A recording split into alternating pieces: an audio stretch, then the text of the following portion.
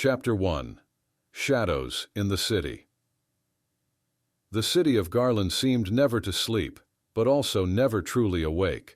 The rain fell incessantly, turning the streets into dirty rivers and reflecting the neon lights, blurring the line between reality and illusion. The shadows stretched in the alleys, embracing secrets known only to the darkness. It was in this setting that Jack Malone lived, a private detective with a past as murky as the city itself.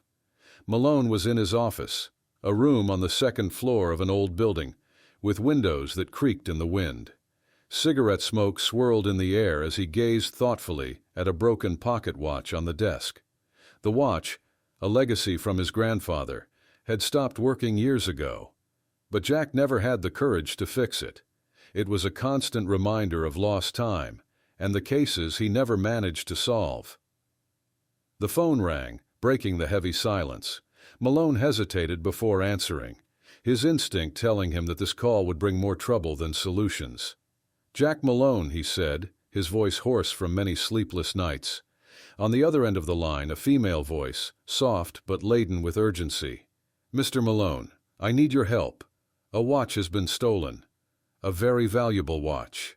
I'm willing to pay well." Jack leaned forward, his interest piqued. Watches always had a special place in his life, and this call seemed like an irresistible invitation from fate. "Go on," he urged, lighting another cigarette. "I can't talk over the phone. We need to meet in person. Café Dante, in an hour." Before Jack could respond, the call was cut off. He stood still for a moment, contemplating the slowly rising spirals of smoke. Something in that voice stirred him, a touch of desperation he couldn't ignore. He got up, grabbed his hat and coat, and left, leaving behind the quiet of his office. Café Dante was one of those places where time seemed to stand still. The smell of strong coffee and tobacco permeated the air, blending with the muffled sound of whispered conversations.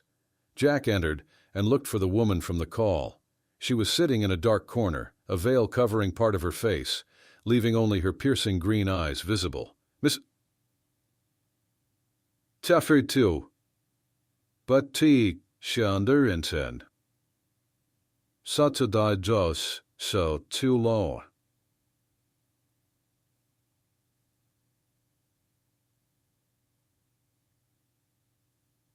"They to stat sit house." Sophie Langdon. She extended a delicate hand, which he shook firmly. "Pleasure to meet you, Miss Langdon. So, what's the story with this watch?" Sophie took a deep breath before responding, the tension evident in every movement. "The watch belonged to my grandfather. It is a unique piece, custom-made by a famous watchmaker, but what really matters is what it contains. There's a secret compartment, and inside it, documents that must not fall into the wrong hands."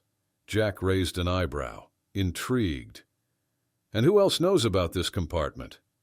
"Very few people, but someone found out, and now the watch is missing." Jack took a sip of his coffee, pondering.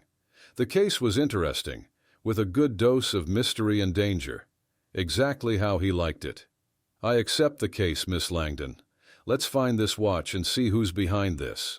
Sophie smiled, a smile of relief mixed with something darker. "Thank you, Mr. Malone. I'm counting on you." As Jack left the cafe, the rain was still falling, heavier than before. He felt that this was just the first of many sleepless nights to come. Chapter 2. Shadows of the Past. Jack Malone left Café Dante with his mind racing. The rain pounded on his hat and overcoat, but he barely noticed. Sophie Langdon's voice, laden with urgency and mystery, echoed in his head. He needed to find out more about that watch. Something told him he was getting involved in something much bigger than a simple theft. He returned to his office, and for the first time in months, dusted off the old recorder he used to document his investigations.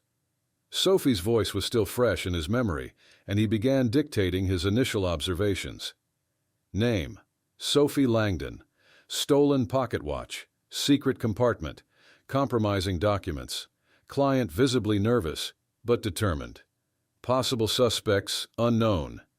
Investigation begins now. Jack put away the recorder and decided to follow the only concrete lead he had so far, the address Sophie had provided, where the theft occurred. He left the office and hailed a taxi, heading to the most upscale part of the city. Arriving at the address, a luxurious building with a marble facade, Jack entered and identified himself as a private detective. The doorman, an elderly man with tired eyes, nodded and escorted him to the elevator. "Apartment 7B, said the doorman. "Miss Langdon is already expecting you." Jack rode up in silence, feeling the weight of responsibility increase with each floor. Upon arrival, Sophie was at the door, a look of relief on her face when she saw him. "Mr. Malone, thank you for coming so quickly. Let's get straight to the point, Miss Langdon. I need to see the crime scene." She led him to the living room, a luxurious blend of antiques and modern decor. The focal point was a shattered display case where the watch had been. "It was here," she said, pointing to the shards of glass on the floor. Jack knelt, examining the fragments and the base where the watch had been. "Any idea who might want these documents?" he asked, not looking up from his inspection. Sophie hesitated before answering. "There are a few people who might be interested. My grandfather, before he died, mentioned something about old enemies, but he was never clear." As she spoke, Jack found a partial fingerprint on a piece of glass. He carefully placed it in an envelope. "We'll need to analyze this. Now, you mentioned a secret compartment. How does it work?" Sophie retrieved an old drawing of the watch, showing the complex engineering that revealed the hidden compartment. "It's activated by a small button on the side. Without precise knowledge, it would be impossible to discover it." Jack studied the drawing intently. The mystery was deepening. He needed to find out who was after these documents and why. Suddenly, a loud knock on the door interrupted the silence. Sophie went to answer it, and Jack heard a threatening male voice from the other side. "Sophie, we need to talk. Now." Jack stood and walked to the door, standing beside Sophie. On the other side was a tall, muscular man with a cold look. "Who are you?" Jack asked, not hiding his suspicion. "Marcus Drake, longtime friend of the Langdon family." He looked directly at Sophie. "We need to talk about the watch." "I've already hired someone to handle it, Marcus," she said, trying to stay calm. "I'm not here to negotiate, Sophie." Marcus looked at Jack with disdain. "And who's this?" "Jack Malone, private detective," Jack responded, glaring at Marcus. "And you're interfering with my investigation." "Investigation?" Marcus laughed, but without humor. "Good luck with that. Just a warning, very dangerous people are involved. Be careful not to get burned, detective." Jack kept his gaze fixed on the man as he walked away. Something about that encounter made Jack even more alert. Marcus knew more than he was letting on, and Jack was determined to find out everything. "Stay vigilant, Sophie," Jack said, after closing the door. "We're going to need all the information we can get." As the night progressed, Jack knew the watch was just the beginning. Shadows from the past were starting to stir, and he was about to dive headfirst into a labyrinth of lies and betrayals. Chapter 3. The First Point of Contact. Shadows of the Past. Malone left Sophie Langdon's building with more questions than answers. The fingerprint he found was a valuable clue, but he still didn't know to whom it belonged. The encounter with Marcus Drake had revealed a new player in this Dutterreichsgebreides game, and Jack knew he would need all his cunning to unravel this mystery. Back at his office, Jack picked up the phone and called an old contact in the police force, Detective Sam Hawthorne. "Hawthorne, I need a favor. I have a fingerprint that needs analysis. Can I come by in 10 minutes? "Sure, Jack. Bring it over." Jack quickly left, grabbed a taxi, and headed straight to the precinct. Upon arrival, he was greeted by Hawthorne, a burly man with a thick mustache and piercing eyes. "Let's see what you've got," said Hawthorne, leading Jack to the forensic analysis room. They handed the fingerprint to the technician, who immediately got to work. While they waited, Hawthorne gave Jack a curious look. "What are you investigating this time, Jack?" "A stolen watch, but there's more to it than it seems. Secret documents, old enemies, and a guy named Marcus Drake, who doesn't inspire confidence." Hawthorne snorted. "Drake, huh? I've heard of him. Involved in various shady dealings, but we've never got anything concrete. Watch out for that guy." After a few minutes, the forensic technician returned with a report. "We have a match. The fingerprint belongs to Michael Reed, a known art thief. He was last seen working for an antiques collector named Victor Kane." "Kane?" Jack repeated thoughtfully. "He's always at the center of these murky cases." "Kane is dangerous, Jack. Don't go after him without a solid plan," advised Hawthorne. "I never have a solid plan, Sam. Just instinct and a bit of luck," Jack replied with a smile. Jack thanked him and left the precinct. He knew he needed to find Michael Reed, and quickly. He decided to start at the black market for antiques, where Reed often did business. The night was just beginning, and Jack felt that answers were getting closer. In the black market, a hidden locale in the city's depths, Jack encountered a series of shady figures. He blended into the crowd, observing and listening attentively. Finally, he spotted a man matching Reed's description, discreetly negotiating with a buyer. Jack slowly approached, careful not to draw attention. When he was close enough, he casually asked one of the vendors, "Who's that guy over there?" "Reed, top-notch thief, but he's been laying low. Word is, he's got a big job." Jack felt a rush of adrenaline. He needed to approach Reed without causing a scene. "Hey, Reed," Jack called, approaching calmly. Reed looked up, surprised, but tried to maintain his composure. "Who are you?" "Jack Malone. I need some answers about a watch you might have seen recently." Reed tried to flee, but Jack was quicker. A precise move immobilized him, and they fell to the ground in a fierce struggle. Punches were exchanged, and the crowd backed away, forming a circle around them. Jack finally managed to pin Reed down, pressing him against the ground. "Now you're going to talk," Jack said, panting. All right," Reed gasped. "I stole the watch, but it was for Victor Kane. He's after the documents, not the watch itself." "Where is Kane now?" "He has a warehouse in the industrial district. That's where he keeps all the valuable items." Jack released Reed, who quickly backed away, rubbing his sore arm. "If I were you, I'd get out of town for a while, Reed. Kane isn't the type who likes to lose." With those words, Jack left the black market and headed to the industrial district. He knew the night would hold more dangers, but also more answers. The mystery of the watch was far from being solved, and he was determined to see it through to the end. Chapter 4. Echoes of the Past.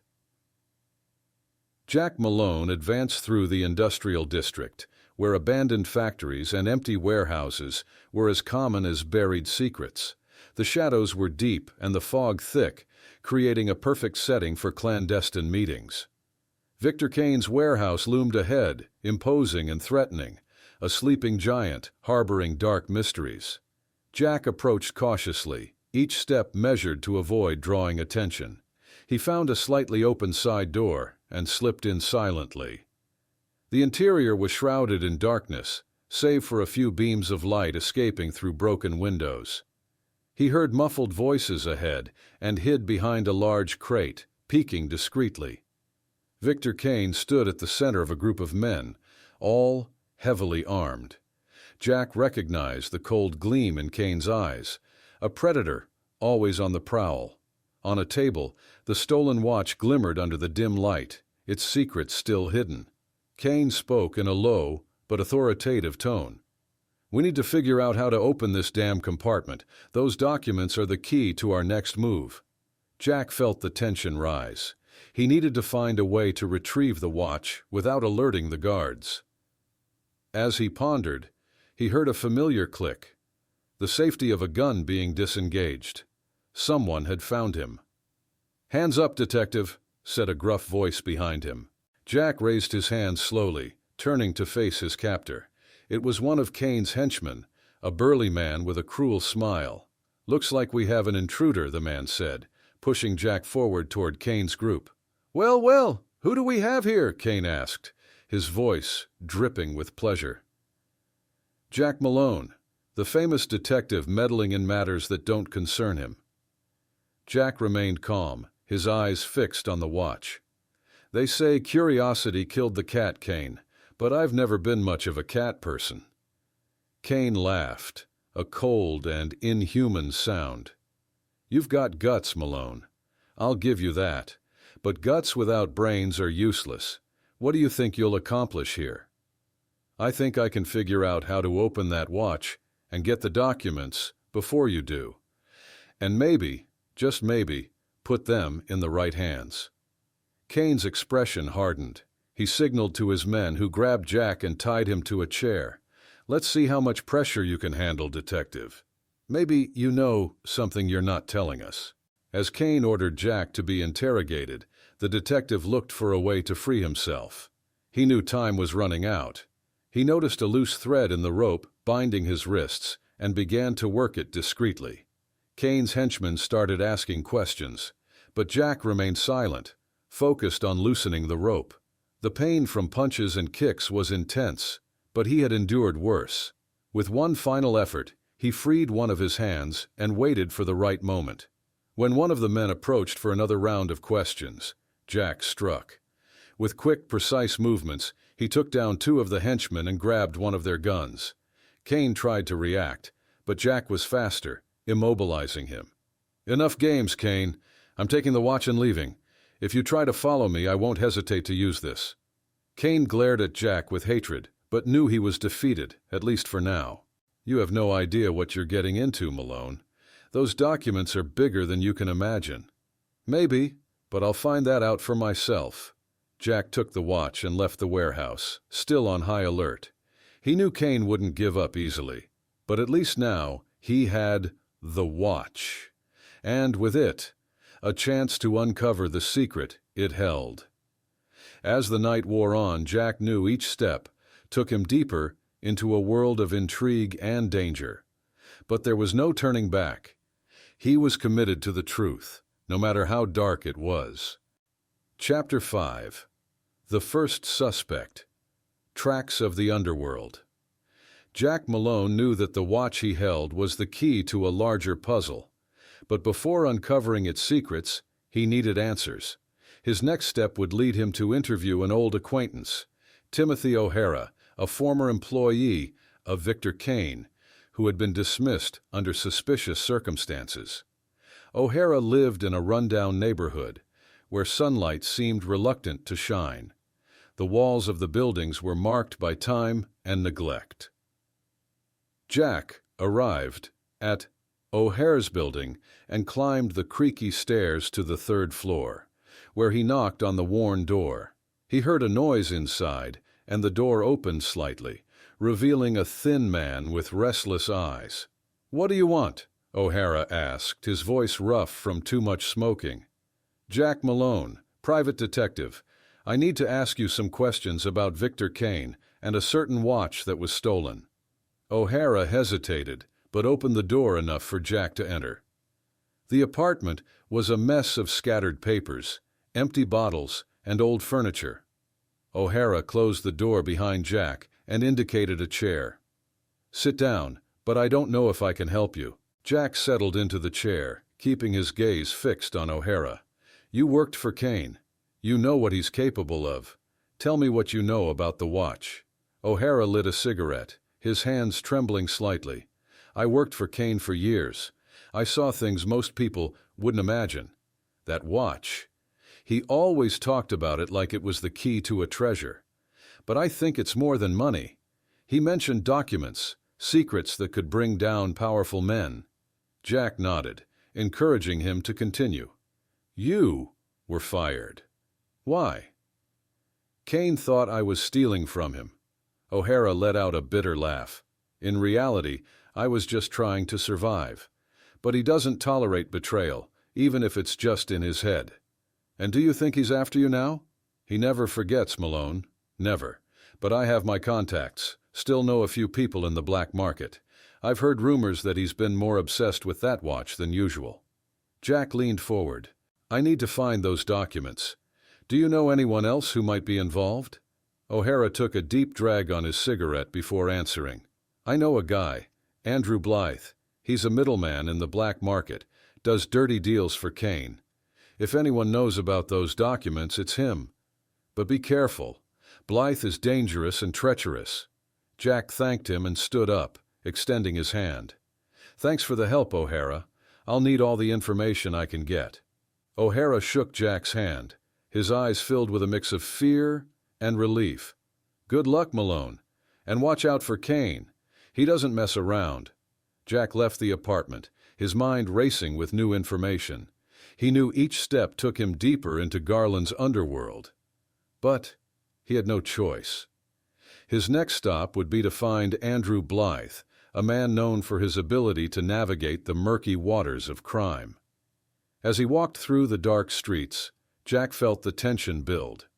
He knew he was getting closer to something big, something that could change everything. But first, he had to confront Blythe and discover just how far this mystery extended. Reaching the location where Blythe usually conducted his business, Jack paused and took a deep breath. He knew the encounter wouldn't be easy, but he was determined. He entered the dark bar, his eyes adjusting to the dim light, and searched for Blythe.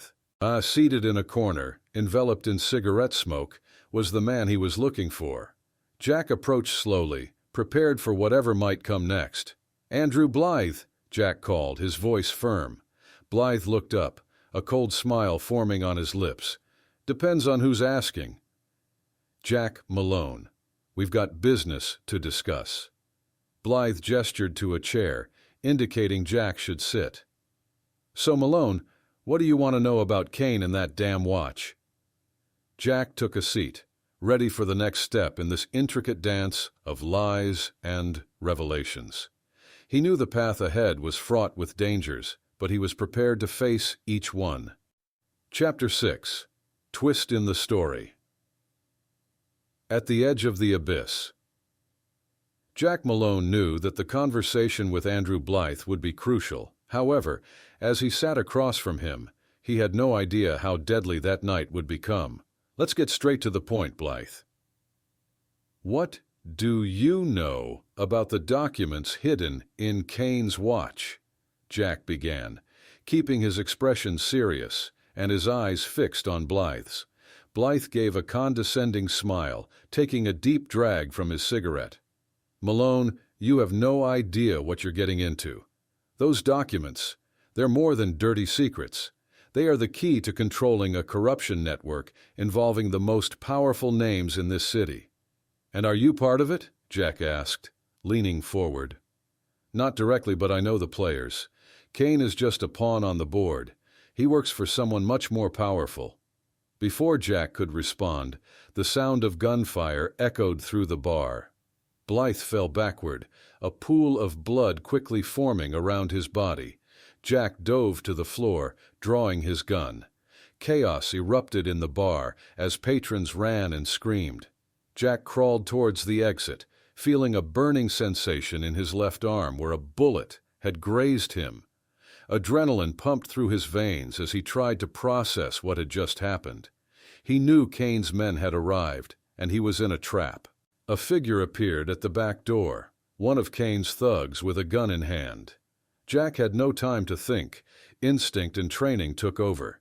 He rolled to the side, shooting the thug and taking him down with a precise shot. The sound of gunfire was deafening in the confined space. With effort, Jack got up and ran out of the bar into the dark streets of Garland. He heard more shots and felt the urgency to escape. He needed to find a safe place to assess the situation and treat his wound. Every step felt like an eternity, but he couldn't stop. Jack turned a corner and entered an alley, pressing his hand against the wound on his arm. Blood trickled between his fingers, but he knew he had to keep going. He heard quick footsteps behind him and realized he was being chased. He looked around desperately, searching for an escape. He saw a fire escape and, with the remaining strength, began to climb. The footsteps of his pursuers echoed closer. Jack reached the roof and faced a vertiginous void in front of him. He looked back and saw two thugs approaching. He knew he had no choice. Taking a deep breath, Jack ran and leapt to the adjacent building. He felt the wind cut his face, and fear grip his heart. But he landed on the other side with a painful thud. He rolled on the ground, trying to get up quickly, as the thugs followed him. One didn't have the same luck and fell screaming into the void. The other, however, made the jump. Jack got up and ran again, entering an open door leading inside the building. Stairs and corridors blurred as he tried to lose his pursuer. Jack reached a dark and silent corridor. He leaned against the wall, trying to steady his breathing. The sound of the thug's footsteps grew closer. When he turned the corner, Jack was ready. A quick move disarmed him, and a fierce fight ensued. Jack used all his strength and skill to overpower the thug, finally knocking him out with a powerful punch. Panting, Jack stepped away from the unconscious body and looked around. He needed to get out of there, but he also needed answers. He took out his phone and called Sophie Langdon. "Sophie, I found Blythe, but he was killed before he could give me all the answers. I need a safe place to think. Can you help me?" Sophie's voice trembled on the other end of the line. "Jack, I'm in danger too. Marcus Drake showed up here. He knows about the watch." "I'm on my way," Jack replied, hanging up. With his arm throbbing in pain and his body exhausted, Jack knew the situation was becoming increasingly dangerous. But he couldn't stop. Sophie was in danger, and he needed to protect her. The night still held many secrets, and Jack was determined to uncover them, no matter the cost. Chapter 7. The Hunt for the Real Culprit. In the Heart of the Storm. Jack Malone arrived at Sophie Langdon's apartment, his breath heavy and his arm still bleeding. The door was ajar, an unmistakable sign that something was wrong. He cautiously pushed the door open, gun ready, and entered the apartment silently. "Sophie?" he called, keeping his voice low. No response. The apartment was deserted, but there were signs of a struggle. Overturned furniture, shards of glass on the floor, and a trail of blood leading to the bedroom. Jack followed the trail, his heart pounding.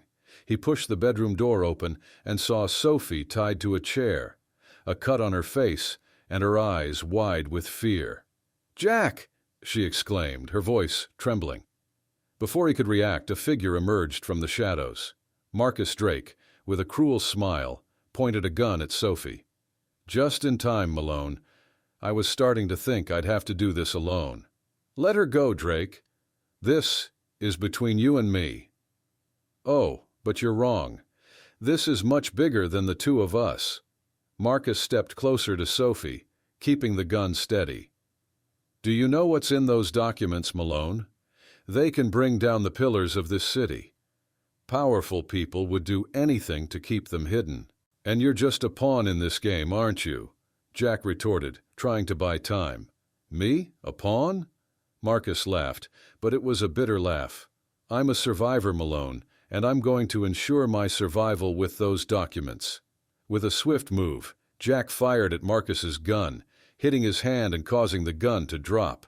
In a split second, Jack was on Marcus, the two of them rolling on the floor in a desperate struggle. Punches and kicks were exchanged as Sophie tried to free herself from the chair. Jack finally managed to overpower Marcus, pinning him to the ground. Bleeding and breathless, he looked at Sophie. "It's okay, Sophie. We're getting out of here." He untied Sophie and helped her up. Together, they left the apartment, leaving Marcus unconscious on the floor. Jack knew they didn't have much time. Kane and his men could show up any moment. "Where are we going?" Sophie asked, her voice shaky. "I have a friend, Sam Hawthorne. He can help us decipher these documents and ensure our safety." They took a taxi to the police station, where Jack knew they would find support. Upon arrival, they were greeted by Hawthorne, who immediately grasped the seriousness of the situation. "Jack, what the hell happened to you?" "Long story, Sam. We need your help. These documents are too important to fall into the wrong hands." Hawthorne led them to a secure room and began analyzing the watch. With skill and patience, he found the secret compartment and retrieved the documents. They were a series of detailed reports containing information on bribery, extortion, and crimes by powerful figures in Garland. "This is dynamite, Jack. If these documents get out, there will be a revolution in the city." "And that's exactly what they wanted to avoid," Jack replied. "We need to ensure these documents reach the right authorities." As Hawthorne began to plan the next steps, Jack and Sophie had a moment to catch their breath. "Thank you, Jack. I couldn't have done this without you." "We're in this together, Sophie. We still have a long way to go." Suddenly the door to the room was kicked open and a flood of Kane's thugs stormed in, guns drawn. Jack and Hawthorne reacted quickly, firing back and taking cover as best they could. Sophie crouched behind a desk, trying to stay out of the line of fire. The fight was intense and desperate. Jack felt each bullet that grazed him, each deafening explosion of sound. Finally, after a frantic battle, the thugs were neutralized. Jack, Hawthorne, and Sophie were injured, but alive. "We need to get out of here," Hawthorne said. "This won't stop until those documents are safe." Jack nodded, helping Sophie to her feet. Together they left the police station, ready to face the next challenge. They knew the fight was far from over, but they also knew they were closer to the truth than ever before. Chapter 8. Final Confrontation. The Fate of the Corrupt. Jack Malone, Sophie Langdon, and Sam Hawthorne headed to Victor Kane's hideout, an old and sinister building in the heart of the industrial district. They knew the final battle was about to begin, and each of them carried the determination to put an end to Kane's schemes. The rain fell heavily, the drops drumming on the asphalt as they approached. Jack led the way, his eyes alert to every movement, every shadow that might hide an enemy. Sophie was beside him, still frightened but resolute. Hawthorne followed closely, his gun at the ready. "We're close now," Jack said, his voice low but firm. "Kane knows we're coming. He'll be ready." "We need to take Kane by surprise," replied Hawthorne. "We'll split our forces. Sophie, you stay here and cover our rear. Jack and I will go in through the front." Sophie nodded, knowing this was not the time to argue. Jack and Hawthorne moved silently, circling the building to the main entrance. Jack looked at Hawthorne, who gave a confirming nod. They were ready. With a strong kick, Jack broke down the door, and the two rushed in. The building's interior was a labyrinth of dark corridors and abandoned rooms. The sound of hurried footsteps echoed through the walls, indicating that Kane's thugs were already on their way.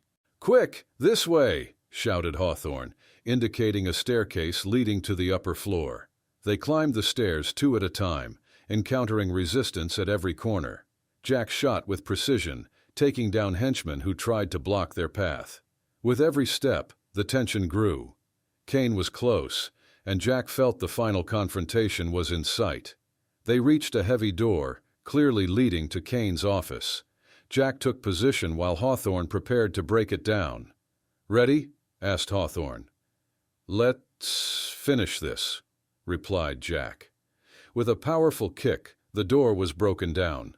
Inside the office, Victor Kane awaited them, a look of pure rage on his face.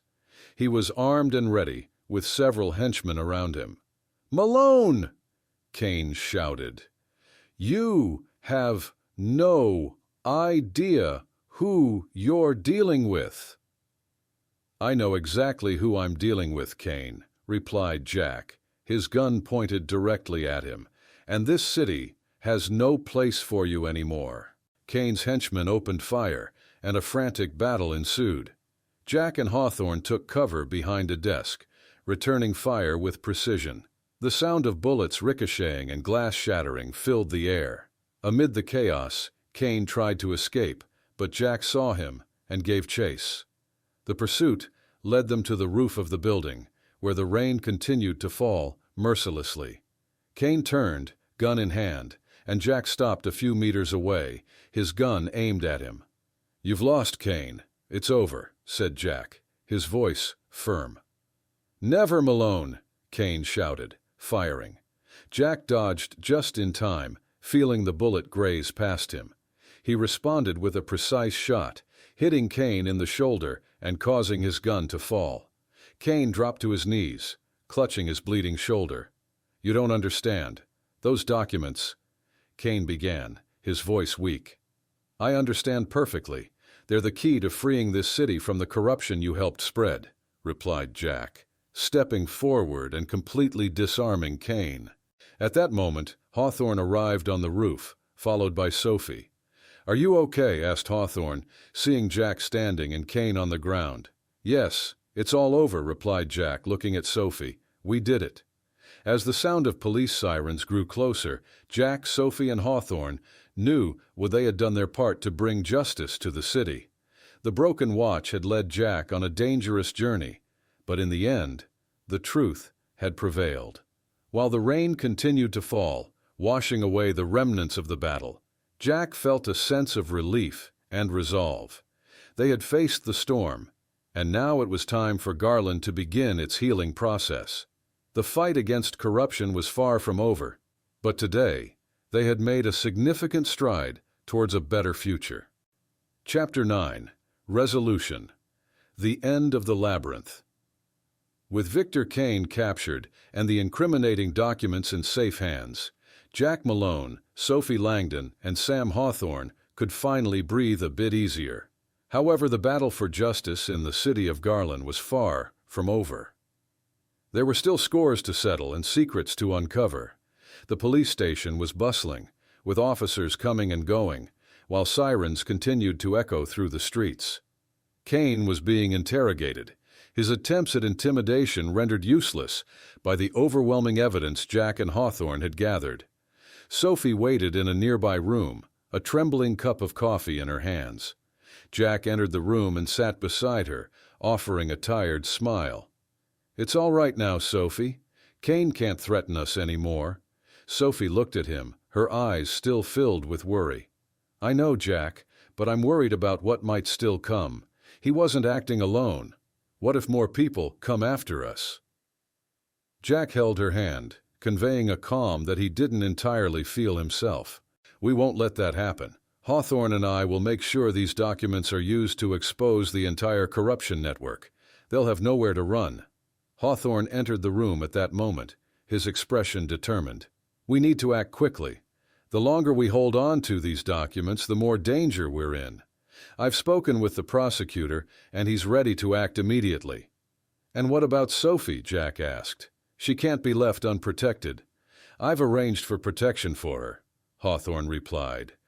"Undercover agents will keep an eye on her until the operation is complete." Jack nodded, relieved, but he knew there was still one final step to take. They needed to deliver the documents personally to ensure nothing went wrong. He agreed with Hawthorne to meet at the courthouse the following morning, where the prosecutor would be waiting. That night, Jack took Sophie back to her apartment, but not without ensuring everything was secure. 2 undercover agents were on guard, ready for any eventuality. "Get some rest, Sophie. Tomorrow this will all start to be resolved," Jack said, as he bid her good night. "Thank you, Jack, for everything." Sophie gave him a tight hug, full of gratitude. Back at his office, Jack felt the weight of the past days finally beginning to lift. He picked up his grandfather's old pocket watch from the desk and opened it. The watch was still stopped, but now he saw it with new eyes. Lost time didn't need to be recovered. It needed to be valued. The next morning, Jack and Hawthorne met at the courthouse entrance. The prosecutor was waiting, a serious man with a determined expression. "Let's put an end to this once and for all," the prosecutor said, taking the documents from Jack. The trio entered the courthouse, where the hearing began. The evidence was presented, and the names in the documents emerged, one after another. The corruption network was exposed, and powerful figures began to fall. As the hearing progressed, Jack felt a hand on his shoulder. It was Sophie, who had decided to witness the conclusion of this case up close. "You did it, Jack," she said, smiling. "We did it, Sophie. This is just the beginning of a new era for Garland." When the hearing concluded, Kane and several of his accomplices were formally charged. The city of Garland, at last, had a chance to rise from the shadows. Jack, Sophie, and Hawthorne stepped out of the courthouse, feeling the sunlight for the first time in a long while. There was still much to do, but now hope was back. Chapter 10. Epilogue.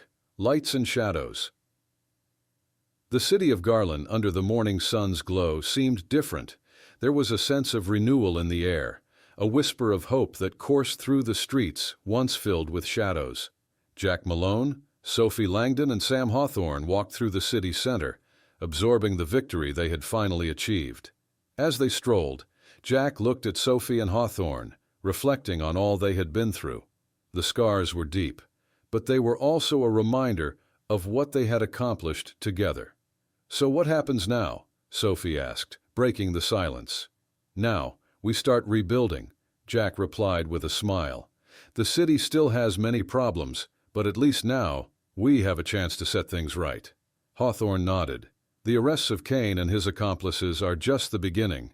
We need to ensure that justice is served and that Garland can rid itself of the corruption that has suffocated it for so long."